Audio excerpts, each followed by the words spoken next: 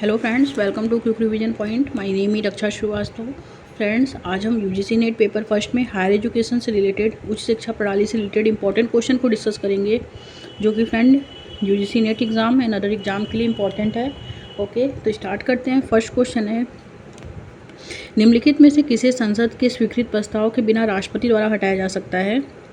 तो ए है राज्य का राज्यपाल, बी है मुख्य चुनाव आयुक्त, सी है नियंत्रक और महालेखा परीक्षक एंड डी है उच्च न्यायालय के न्यायाधीश। ओके, तो निम्नलिखित में से किसे संसद के स्वीकृत प्रस्ताव के बिना राष्ट्रपति के द्वारा हटाया जा सकता है? तो वो है फ्रेंड इसमें राज्य का राज्यपाल। Okay, right answer is a हो जाएगा। आगे देखते हैं, निम्नलिखित में से कौन सा भ्रष्टाचार शब्द की परिधि में आता है?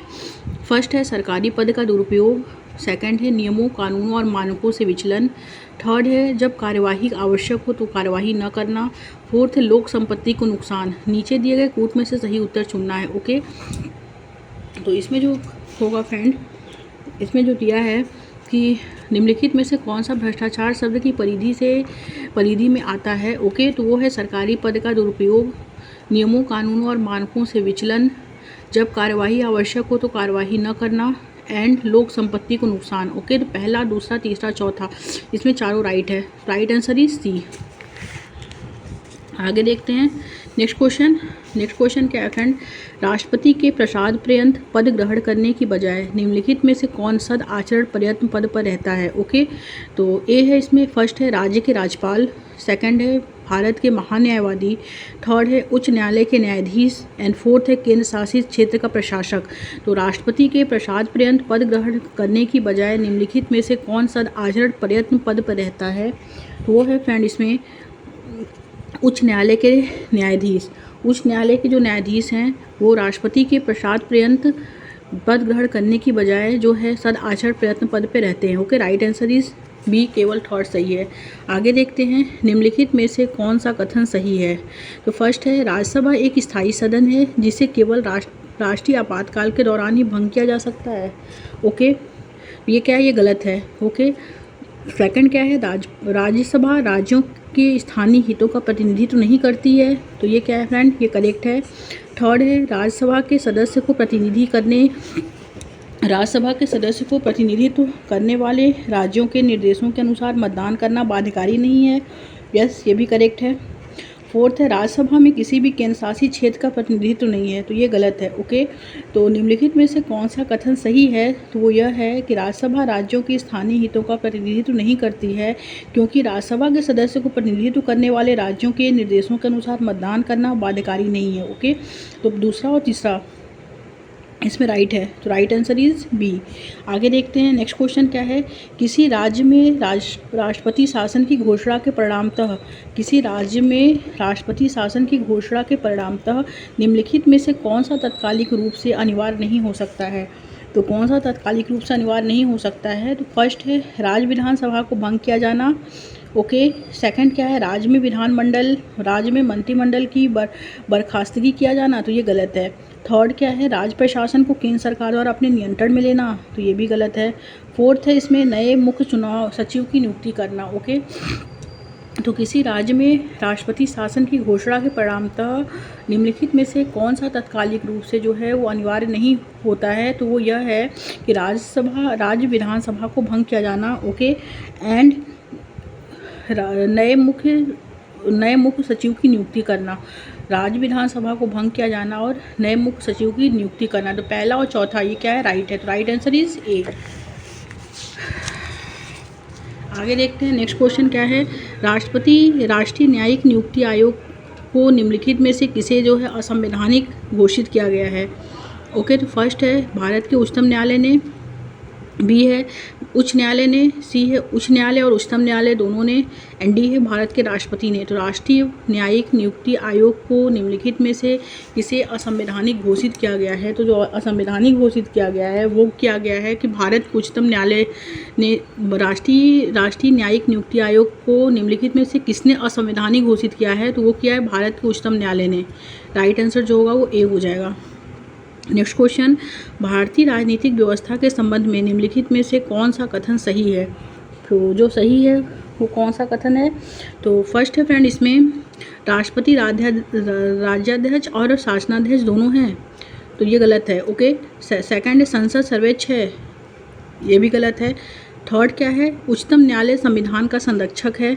एंड फोर्थ है राज्य के नीति निदेशक तत्व जो होते हैं वो वाद योग्य हैं, तो चौथा भी गलत है। तीसरा क्या है, भारतीय राजनीतिक व्यवस्था के संबंध में निम्नलिखित में से जो कथन सही है वो यह है कि उच्चतम न्यायालय संविधान का संरक्षक है। ओके, तो राइट आंसर जो होगा फ्रेंड वो होगा केवल थर्ड, इसमें राइट है। Okay, right answer D. आगे देखते हैं नेक्स्ट क्वेश्चन क्या है। नेक्स्ट क्वेश्चन है निम्नलिखित में से कौन से मूल या मौलिक कर्तव्य हैं। ओके, तो मूल या मौलिक कर्तव्य कौन से हैं। फर्स्ट है राष्ट्रीय ध्वज का सम्मान, यस ये करेक्ट है। सेकंड है प्राकृतिक पर्यावरण की रक्षा और उसमें सुधार, ये भी करेक्ट है। थर्ड है माता पिता द्वारा अपने बच्चों को शिक्षा के अवसर प्रदान करना, ये भी करेक्ट है। फोर्थ क्या है राष्ट्रीय महत्व के स्मारक और स्थलों की सुरक्षा करना, ये गलत है। ओके, तो पहला, दूसरा और तीसरा ये करेक्ट है। Okay, right answer is a. आगे देखते हैं नीति आयोग के संबंध में निम्नलिखित में से कौन से कथन सही हैं। ओके, नीति आयोग के संबंध में निम्नलिखित में से कौन से कथन सही हैं। तो फर्स्ट है फ्रेंड यह एक संवैधानिक निकाय है, तो ये गलत है। सेकंड है यह एक सांविधानिक निकाय है, ये भी गलत है। थर्ड है यह न तो संवैधानिक निकाय है और न ही सांविधिक निकाय है, यस ये करेक्ट है। एंड फोर्थ यह एक चिंतन कोष है, तो ये भी करेक्ट है। ओके, तो इसमें करेक्ट जो होगा फ्रेंड वो होगा थर्ड और फोर्थ। ओके, तीसरा और चौथा राइट हो जाएगा कि नीति आयोग के संबंध में निम्नलिखित में से जो कथन सही है वो है यह न तो संवैधानिक निकाय है और न ही सांविधिक निकाय है और यह एक चिंतन कोष यानी थिंक टैंक है, तो तीसरा चौथा राइट हो जाएगा। तो राइट आंसर इज सी। आगे देखते हैं संविधान में एक मद के रूप में लोक व्यवस्था निम्नलिखित में से किसमें आती है। तो फर्स्ट है संघ सूची में, सेकंड है राज्य सूची में, थर्ड है संवर्ती सूची में, फोर्थ है अपशिष्ट शक्तियों में। ओके, तो इसमें जो होगा फ्रेंड कि संविधान में एक मद के रूप में लोक व्यवस्था निम्नलिखित में से किसमें आती है, तो वो आती है राज्य सूची में आती है। Right answer is B. आगे देखते हैं फ्रेंड नेक्स्ट क्वेश्चन क्या है। नेक्स्ट क्वेश्चन है एक राज्य के महाधिवक्ता का कार्यकाल होता है। तो एक राज्य के महाधिवक्ता का कार्यकाल जो होता है ए है 4 वर्ष, बी है 5 वर्ष, सी है 6 वर्ष अथवा 65 वर्ष की आयु जो भी पहले हो, एंड डी निर्धारित नहीं है। ओके, तो एक राज्य के महाधिवक्ता का कार्यकाल जो होता है फ्रेंड वो होता है इसमें निर्धारित नहीं है। ओके, राइट आंसर जो होगा वो डी हो जाएगा। आगे देखते हैं लोकसभा के संबंध में निम्नलिखित में से कौन से कथन सही हैं। ओके, फर्स्ट है संविधान में लोकसभा में सदस्यों की संख्या की सीमा तय की गई है। ओके, और सेकंड है इसमें, तो ये क्या है फ्रेंड, ये करेक्ट है। सेकंड है संसदीय निर्वाचन क्षेत्रों की सीमा और आकार निर्वाचन आयोग द्वारा निर्धारित किए जाते हैं, तो ये गलत है। थर्ड क्या है फर्स्ट द पोस्ट निर्वाचन प्रणाली अपनाई गई है, तो फर्स्ट पास्ट द पोस्ट निर्वाचन प्रणाली अपनाई गई है लोकसभा में, तो यस ये करेक्ट है। एंड फोर्थ क्या है कि मतों के समान रहने की स्थिति में लोकसभा अध्यक्ष के पास निर्णायक मत नहीं होता है, तो ये गलत है। ओके, तो इसमें राइट जो होगा फ्रेंड वो पहला और तीसरा राइट होगा। Okay, right answer is a. आगे देखते हैं निम्नलिखित राज्यों में से किस राज्य की लोकसभा में सीटों की संख्या सर्वाधिक है। ए है महाराष्ट्र, बी है राजस्थान, सी है तमिलनाडु, एंड डी है पश्चिम बंगाल। तो निम्नलिखित राज्यों में से किस राज्य में की लोकसभा में सीटों की संख्या जो है वो सर्वाधिक है, तो वो है फ्रेंड इसमें महाराष्ट्र की। Right answer is a. आगे देखते हैं फ्रेंड नेक्स्ट क्वेश्चन क्या है। संसद का सत्र निम्नलिखित में से किसके द्वारा आहूत किया जाता है। ए है फ्रेंड राष्ट्रपति के द्वारा, बी है प्रधानमंत्री के द्वारा, सी है लोकसभा का स्पीकर, एंड डी है लोकसभा का स्पीकर व राज्यसभा का सभापति। तो आगे देखते हैं कि संसद का सत्र निम्नलिखित में से किसके द्वारा आहूत किया जाता है, तो किया जाता है फ्रेंड राष्ट्रपति के द्वारा। ओके, राइट आंसर जो होगा वो ए होगा, क्योंकि हमारी संसद के पास अपार शक्तियाँ हैं और ये किसका प्रतिनिधित्व करती है, तो ये जनता का प्रतिनिधित्व करती है और इसके 3 अंग हैं, राज्यसभा, लोकसभा और राष्ट्रपति। ओके, तो संसद का सत्र जो है निम्नलिखित में से किसके द्वारा आहूत किया जाता है, तो राष्ट्रपति के द्वारा किया जाता है। Right answer is a. आगे देखते हैं लोकसभा के संबंध में राष्ट्रपति को निम्नलिखित में से कौन सी शक्ति प्राप्त है। तो फर्स्ट है बैठक बुलाना, एंड सेकंड है अनिश्चित काल के लिए स्थगित करना, थर्ड है सत्रावसान, एंड फोर्थ है भंग करना। ओके, तो इसमें जो होगा तो लोकसभा के संबंध में राष्ट्रपति को निम्नलिखित में से कौन सी शक्ति प्राप्त है? वो है बैठक बुलाना, अनिश्चित काल के लिए स्थगित करना, तो ये गलत है। शस्त्रावसान, ये करेक्ट है। भंग करना, ये करेक्ट है। पहला, तीसरा और चौथा राइट हो जाएगा, तो राइट आंसर इज सी। आगे देखते हैं नेक्स्ट क्वेश्चन क्या है। नेक्स्ट क्वेश्चन है फ्रेंड इसमें कि संसद के दो सत्रों के बीच का अंतराल निम्नलिखित में से जो है किससे अधिक नहीं होना चाहिए? तो संसद के 2 सत्रों के बीच का अंतराल निम्नलिखित में से किससे अधिक नहीं होना चाहिए?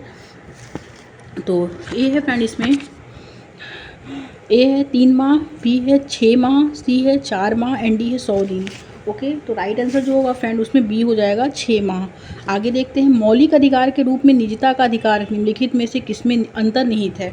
तो फर्स्ट है फ्रेंड इसमें स्वतंत्रता का अधिकार, सेकंड है जीवन और व्यक्तिगत स्वतंत्रता का अधिकार, थर्ड है समानता का अधिकार एंड फोर्थ है फ्रेंड शोषण के विरुद्ध अधिकार। ओके, तो मौलिक अधिकार के रूप में निजता का अधिकार निम्नलिखित में से किसमें अंतर्निहित है? तो वो है फ्रेंड इसमें जो करेक्ट होगा वो बी वाला हो जाएगा। ओके, जीवन और व्यक्तिगत स्वतंत्रता का अधिकार, राइट आंसर इज बी। आगे देखते हैं फ्रेंड्स नेक्स्ट क्वेश्चन क्या है। नेक्स्ट क्वेश्चन है फ्रेंड कि निम्नलिखित में से कौन योजना आयोग का वास्तविक कार्यकारी मुखिया होता है? तो ए है अध्यक्ष, बी है उपाध्यक्ष, सी है योजना राज्य मंत्री एंड डी है सदस्य सचिव। ओके, तो निम्नलिखित में से कौन जो है योजना आयोग का वास्तविक कार्यकारी मुखिया होता है? तो योजना आयोग का जो वास्तविक कार्यकारी मुखिया जो होता है वो उपाध्यक्ष होता है। Okay, right answer is B. आगे देखते हैं फ्रेंड नेक्स्ट क्वेश्चन क्या है। विधि के विषय के रूप में शिक्षा किस सूची में आती है? तो ए है संघीय सूची, बी है राज्य सूची, सी है समवर्ती सूची एंड डी है अवशिष्ट शक्तियाँ। तो विधि के विषय के रूप में शिक्षा किस सूची में आती है? तो वो आती है फ्रेंड इसमें समवर्ती सूची यानी कॉन्करेंट लिस्ट में आती है। Okay, right answer is C. Next and last question देखते हैं। 2 या 2 से अधिक राज्यों के बीच के विवाद पर निर्णय लेने की 2 या 2 से अधिक राज्यों के बीच के विवाद पर निर्णय लेने की भारत के उच्चतम न्यायालय की शक्ति किस अधिकारिता के अंतर्गत आती है?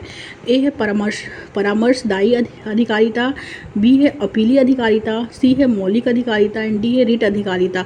तो 2 या 2 से अधिक राज्यों के बीच के विवाद पर निर्णय लेने की भारत के उच्चतम न्यायालय की शक्ति किस अधिकारिता के अंतर्गत आती है? वो आती है फ्रेंड इसमें मौलिक अधिकारिता के अंतर्गत। ओके, राइट आंसर जो होगा वो सी हो जाएगा। Thank you friends.